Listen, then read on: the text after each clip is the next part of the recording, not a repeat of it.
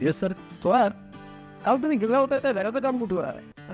बांधकाम चालू आहे, अजून पूर्ण व्हायचं आहे. बरं, बांधकाम चालू असताना वेळोवेळी इन्स्पेक्शन करा. हां सर. आणि हो, त्या भिंतीवर आपल्या मंडळाचं लोक लागले आहे ना? हो सर. सर्व गोष्टीकडे बारकाईने लक्ष ठेवा. उगाच आपल्या कामाकडे कोणी बोट दाखवला नको.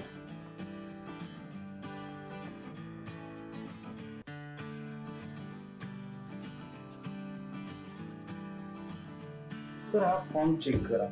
मला जरा गडबड वाटते.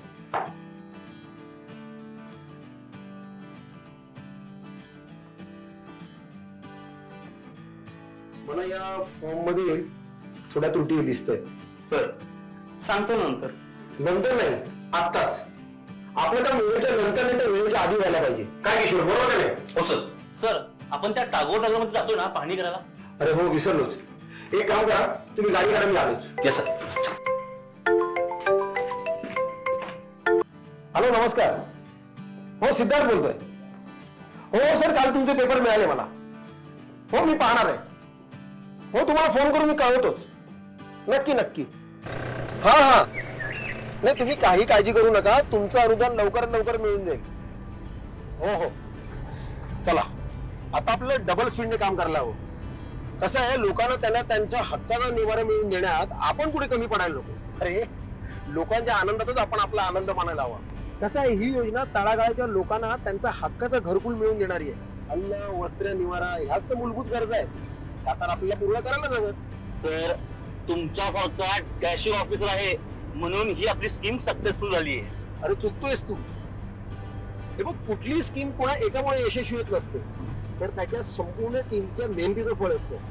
काय थोरात, बरोबर ना? हो ना सर. सर थोरातला सुट्टी हवी आहे. कशासाठी? सर मेहुणीच लग्न आहे, नाही गेलो तर बायको रुसेल. बायको का मेवणी? काय ते ठरव आधी. चला आधी काम करूया.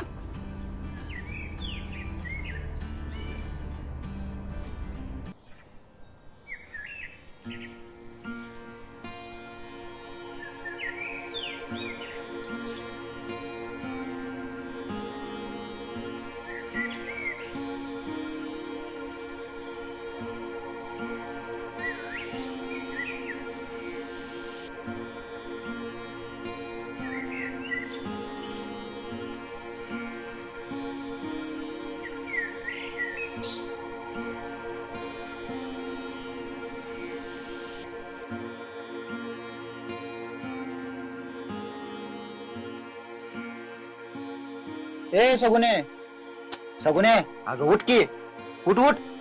अगं पावसानं घर गळायला लागले. या नव्या घराचं सपान बघत होती, पण कुठलं काय, आमच्या नशिबात हेच लिवले. आता नशिबाला दोष देऊन काय फायदा? मग कुणाला दोष द्यायचा? घर बघा किती गळायला लागले, आणि अजून असं किती दिवस या पत्र्याच्या खोलीत राहायचं? अख्खी रात जागून काढायला लागते. आओ बघा की काहीतरी जरा नव्या घराचं. अगं नवीन घर म्हणजे ती काय खायची गोष्ट आहे काय? अगं त्यासाठी पैसा लागतोय, आणि एवढा पैसा आणायचा कुठनं? मग त्या रामून कसं घर बांधलं? त्याला म्हण सरकारनं काहीतरी मदत केल्या. आपल्याला पण बघा की काही सरकारची मदत मिळते का? बघतो काहीतरी.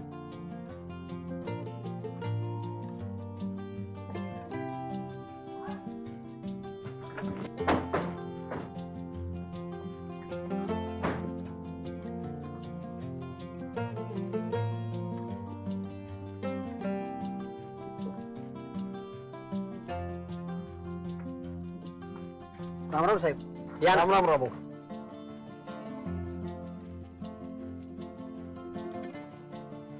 शैलेश, आतून जरा चेक कर. हो सर. काय रामू, घराचं काम कसं चाललंय? साहेब एकदम झाग चाललंय वा. साहेब तुमच्यामुळे सगळं घडलं बघा. अरे आम्ही कोण? आम्ही तर फक्त निमित्त आहोत. खरे तर सूत्रधार ते आहेत. चला, रामूचं घर तर झालं, पण थोडं अजून बरंच काम बाकी आहे. तुम्ही काही काळजी करू नका. तुमच्या मेहुणीच्या लग्नाला मी तुम्हाला सुट्टी नक्की देणार, पण हे सर्व काम पूर्ण झाल्यानंतर तेव्हा कामाला लागा. हो सर. बरं रामू, या. नमस्कार. चला.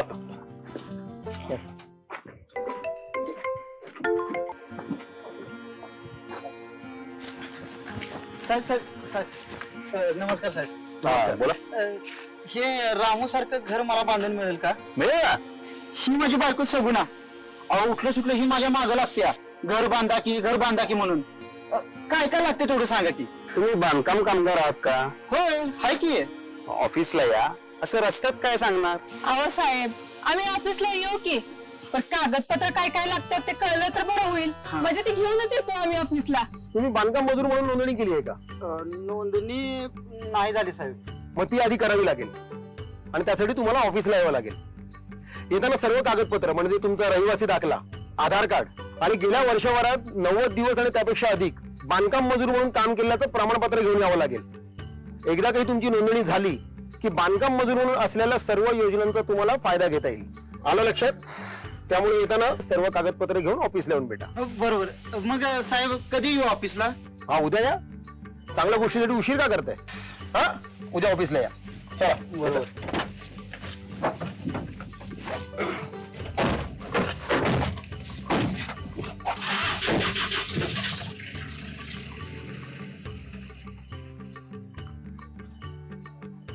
सगुने तुझं घराचं सपान आता खरंच पुरवणार बघ.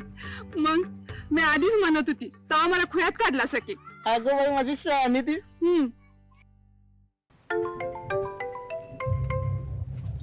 हॅलो. हा कुठे आहे?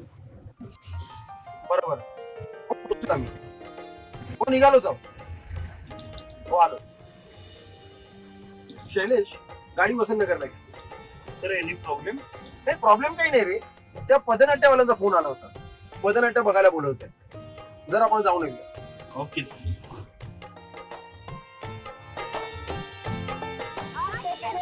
नाटक देखो बिन पैसे का नाटक देखो, नाटक देखो नाटक देखो बिन पैसे का नाटक देखो, नाटक देखो नाटक देखो नाटक देखो नाटक देखो.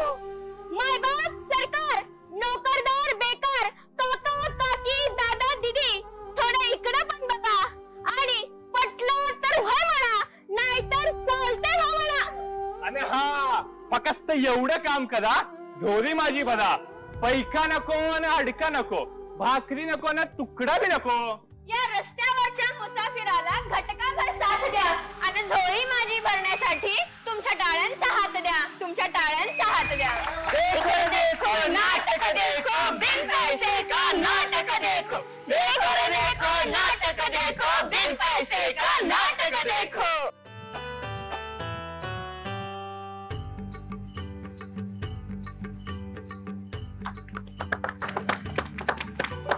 अटल बांधकाम कामगार आवास योजना, ज्या योजनेमुळे बांधकाम मजुरांना आपल्या हक्काचं घर बांधण्यासाठी 2 लाख रुपयांची मदत मिळते. तुम्हीही या योजनेचा लाभ घ्या आणि आपल्या घराचं स्वप्न पूर्ण करा. सर काही सूचना? अरे व्हेरी गुड. खूप छान करताय तुम्ही. फक्त ह्या योजनेची नोंदणी प्रक्रिया सर्व लोकांना नीट समजली पाहिजे. तेवढं फक्त ऍड करा. बाकी खूप सुंदर करताय. शिवाजी महाराज, भारतरत्न डॉक्टर बाबासाहेब आंबेडकर, महात्मा ज्योतिराव फुले, सावित्रीबाई फुले, लोकमान्य टिळक या महान समाज सुधारकांचा आपल्या महाराष्ट्राला वारसा लाभला आहे. हा महान वारसा पुढे नेण्याचा प्रयत्न आपण सगळेजण मिळून करत आहोत. या वाटचालीत आपल्या राज्यातील पायाभूत सुविधा हा घटक महत्त्वाचा ठरतो. राज्यातील विकासाचा पाया भक्कम करण्याचं काम, पायाभूत सुविधा निर्मितीचं काम आपले बांधकाम कामगार करत असतात. या कामगारांच्या हितासाठी आणि कल्याणासाठी महाराष्ट्र इमारत व इतर बांधकाम कामगार कल्याणकारी मंडळ काम करत आहे. नोंदणी झालेल्या बांधकाम कामगारांसाठी विविध योजना राबवत असते. बांधकाम कामगार हा निम्न आर्थिक वर्गात येतो, त्यामुळे त्याच्या दैनंदिन जीवनामध्ये अडीअडचणींना सामोरं जावं लागू नये असा प्रयत्न आमचा आहे. आपल्या सरकारकडून त्यांची व त्यांच्या कुटुंबाची काळजी घेणं तितकंच गरजेचं आहे. म्हणूनच या कामगार बांधवांसाठी आपण महाराष्ट्र इमारत व इतर बांधकाम कामगार कल्याणकारी मंडळाकडून शैक्षणिक, सामाजिक, आरोग्यविषयक आणि आर्थिक सहाय्य योजना राबवत आहोत. यासाठी कामगारांनी आपली नोंदणी करणं गरजेचं आहे. या निमित्ताने कामगार बांधवांना मंडळाकडे नोंदणी करण्याचं मी आवाहन करतो. ही नोंदणी केवळ 1 रुपयात केली जाते. आपल्या जवळच्या सेतू कार्यालयात किंवा मंडळाच्या वेबसाईटवर ही नोंदणी आपण करू शकता. राज्याच्या कानाकोपऱ्यातील सर्व बांधकाम कामगार वर्गाला योजनांचा लाभ देण्यासाठी आपलं शासन सदैव प्रयत्नशील आहे. महाराष्ट्र इमारत व इतर बांधकाम कामगार कल्याणकारी मंडळाकडून अनेक आर्थिक सहाय्य योजना राबवल्या जातात. या योजनेमार्फत नोंदणीकृत बांधकाम कामगाराला हक्काचे घर मिळावे यासाठी मंडळामार्फत योजना राबवल्या जातात. महाराष्ट्र इमारत व इतर बांधकाम कामगारां कल्याणकारी मंडळामार्फत अटल आवास योजना राबवली जाते. शहरी तसेच ग्रामीण अशा दोन्ही ठिकाणी ही योजना राबवली जाते. या योजनेअंतर्गत नोंदित बांधकाम कामगाराला ₹2 लाख अर्थसहाय्य दिले जाते. त्यामुळे बांधकाम कामगाराला आपल्या स्वप्नाचं घर प्रत्यक्ष साकारण्यात मदत होते. माणसांची जो 3 प्रायमरी नीड्स असतात, रोटी, कपडा और मकान, त्याच्यामध्ये सर्वात महत्त्वाचं जो आहे एक घरची डिमांड असते. आणि कल्याणकारी मंडळ जो आहे त्यांनी एक घरकुल योजना राबवलेली आहे. त्याच्यामध्ये जितके कामगार बंधू आहे, आपण सगळ्यांना माहीत आहे की कामाच्या दृष्टिकोनातून काम मिळवण्याच्या परिस्थितीमध्ये तो इकडे तिकडे जातात, पण त्यांच्या थेट मूल गावांमध्ये किंवा जिथे त्यांची जास्त सोय आहे असे ठिकाणी घर पुरवणं हे सुद्धा मंडळने जबाबदारी स्वीकारलेली आहे. आणि सबसिडाइज दरांवर मंडळ आज जो आपले कामगार बंधू आहे त्यांना घर पुरवण्याचं काम करत आहे. त्याच्यामध्ये त्यांची सोयीचा, त्यांची आवडीचा घर जो आहे तो मिळवून देण्यासाठी आणि त्याची सबसिडी उपलब्ध देण्यासाठी आज मंडळ कार्यरत आहे आणि भरपूर लोकांनी याचा फायदा घेतलेला आहे. या बाईटच्या माध्यमातून आम्ही आवाहन करत आहोत की इतर जितके कामगारी बांधव आहे ज्यांनी आपल्याकडे रजिस्ट्रेशन केलेलं आहे, जो मंडळचे कार्यरत लोक आहे, त्या सगळ्यांचं माझं आवाहन आहे, जर आपल्याकडे आपले हक्काचं घर नसेल तर या योजनेचा लाभ नक्की घ्या. महाराष्ट्र इमारत व इतर बांधकाम कामगार कल्याणकारी मंडळामार्फत आर्थिक सहाय्य योजना राबवल्या जातात. या योजनेमार्फत नोंदणीकृत बांधकाम कामगाराला हक्काचं घर मिळावं यासाठी मंडळामार्फत योजना राबवल्या जातात. तसंच कामगाराचा मृत्यू झाल्यास त्यांच्या वारसदारास लाखो रुपयांची आर्थिक मदत महाराष्ट्र इमारत व इतर बांधकाम कामगार कल्याणकारी मंडळाकडून केली जाते. महाराष्ट्र इमारत व इतर बांधकाम कामगार कल्याणकारी मंडळामार्फत अटल आवास योजना राबवली जाते. शहरी तसंच ग्रामीण अशा दोन्ही ठिकाणी ही योजना राबवली जाते. या योजनेअंतर्गत नोंदित बांधकाम कामगारांना ₹2 लाख अर्थसहाय्य दिलं जातं. यामुळे बांधकाम कामगाराला आपल्या स्वप्नांचं घर प्रत्यक्ष साकारण्यात मदत होत आहे. या योजनेचा लाभ मिळवण्यासाठी प्रधानमंत्री आवास योजनेत पात्र असल्याबाबत प्रमाणपत्र सादर करावं. तसंच स्वतःच्या नावावर घर नसल्याचं ₹100 मुद्रांकावर नोटरी करावं.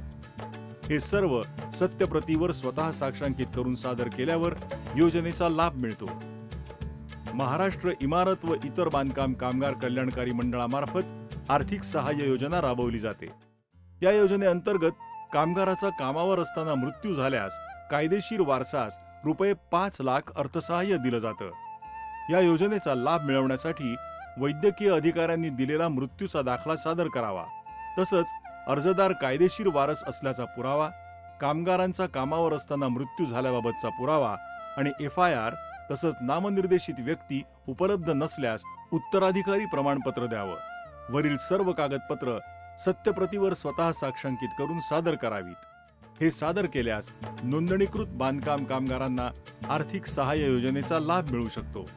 महाराष्ट्र इमारत व इतर बांधकाम कामगार कल्याणकारी मंडळामार्फत आर्थिक सहाय्य योजनेअंतर्गत वय वर्ष 51 ते 60 वयोगटातील कामगाराचा नैसर्गिक मृत्यू झाल्यास त्याच्या कायदेशीर वारसास ₹2 लाख आर्थिक सहाय्य दिलं जातं. या योजनेचा लाभ मिळवण्यासाठी वैद्यकीय अधिकाऱ्यांनी दिलेला मृत्यूचा दाखला तसंच नामनिर्देशित व्यक्ती उपलब्ध नसल्यास उत्तराधिकारी प्रमाणपत्र सादर करावं. अर्जदाराचं आधार कार्ड आणि बँकेचा तपशील हे सर्व सत्यप्रतीवर स्वतः साक्षांकित करून सादर करायचं आहे. हे सादर केल्यास नोंदणीकृत बांधकाम कामगारास आर्थिक सहाय्य योजनेचा लाभ मिळू शकतो. महाराष्ट्र इमारत व इतर बांधकाम कामगार कल्याणकारी मंडळामार्फत आर्थिक सहाय्य योजना राबवली जाते. या योजनेअंतर्गत कामगाराचा मृत्यू झाल्यास वारसदाराला ₹10,000 आर्थिक सहाय्य दिलं जातं. या योजनेचा लाभ मिळवण्यासाठी वैद्यकीय अधिकाऱ्यांनी दिलेला मृत्यूचा दाखला सादर करावा. तसंच नामनिर्देशित व्यक्ती उपलब्ध नसल्यास उत्तराधिकारी प्रमाणपत्र अर्जदाराचे आधार कार्ड आणि बँकेचा तपशील सत्यप्रतीवर स्वतः साक्षांकित करून सादर करायचा आहे. हे सादर केल्यास नोंदणीकृत बांधकाम कामगारांना योजनेचा लाभ मिळू शकतो. महाराष्ट्र इमारत व इतर बांधकाम कामगार कल्याणकारी मंडळामार्फत आर्थिक सहाय्य योजना राबवली जाते. या योजनेमार्फत कामगारांचा मृत्यू झाल्यास त्याच्या पत्नीस किंवा पतीस 5 वर्ष रुपये 24,000 अर्थसहाय्य दिलं जातं. या योजनेचा लाभ मिळवण्यासाठी वैद्यकीय अधिकाऱ्यांनी दिलेल्या मृत्यूचा दाखला सादर करावा. नामनिर्देशित व्यक्ती उपलब्ध नसल्यास उत्तराधिकारी प्रमाणपत्र, अर्जदाराचे आधार कार्ड आणि बँकेचा तपशील सत्यप्रतीवर स्वतः साक्षांकित करून सादर करायचे आहे. हे सादर केल्यास नोंदणीकृत बांधकाम कामगारास योजनेचा लाभ मिळू शकतो. मंडळाच्या आर्थिक सहाय्य योजनेअंतर्गत अपघाती किंवा नैसर्गिक मृत्यू झालेल्या नोंदीत बांधकाम कामगाराचं शव शववाहिनीद्वारे मूळ गावी पाठवण्यासाठी एसटी महामंडळाच्या आगार प्रमुखांतर्फे प्रति किलोमीटर अंतरासाठी रुपये 20 प्रमाणे अर्थसहाय्य देण्यात येते. या योजनेच्या लाभासाठी वैद्यकीय अधिकाऱ्यांनी दिलेल्या मृत्यूचा दाखला सादर करावा. तसंच नामनिर्देशित व्यक्ती उपलब्ध नसल्यास उत्तराधिकारी प्रमाणपत्र, वारसदाराचे आधार कार्ड आणि बँकेचा तपशील सादर करावा. एसटी महामंडळ आगार प्रमुखांनी अंतरप्रमाणित केलेलं प्रमाणपत्र द्यावं. वरील सर्व सत्यप्रतीवर वारसदाराची स्वाक्षरी आवश्यक आहे. वरील कागदपत्र सादर केल्यास नोंदणीकृत बांधकाम कामगाराच्या कुटुंबास योजनेचा लाभ मिळू शकतो. महाराष्ट्र इमारत व इतर बांधकाम कामगार कल्याणकारी मंडळ राबवत असलेल्या विविध योजनांचा लाभ घ्या. आपलं आयुष्य सुखकर करा. मंडळाकडे नोंदणी अवघ्या 1 रुपयात केली जाते. तेव्हा बांधकाम कामगारांनो, नोंदणीकृत बांधकाम कामगार होऊन विविध योजनांचा लाभ घ्या. स्वप्न घराचे साकारणार आपलं सरकार. अटल बांधकाम कामगार योजना प्रत्येक कामगारांसाठी आणि त्याच्या हक्काच्या निवाऱ्यासाठी. सशक्त कामगार, महाराष्ट्र दमदार. महाराष्ट्र इमारत व इतर बांधकाम कामगार कल्याणकारी मंडळ, मुंबई.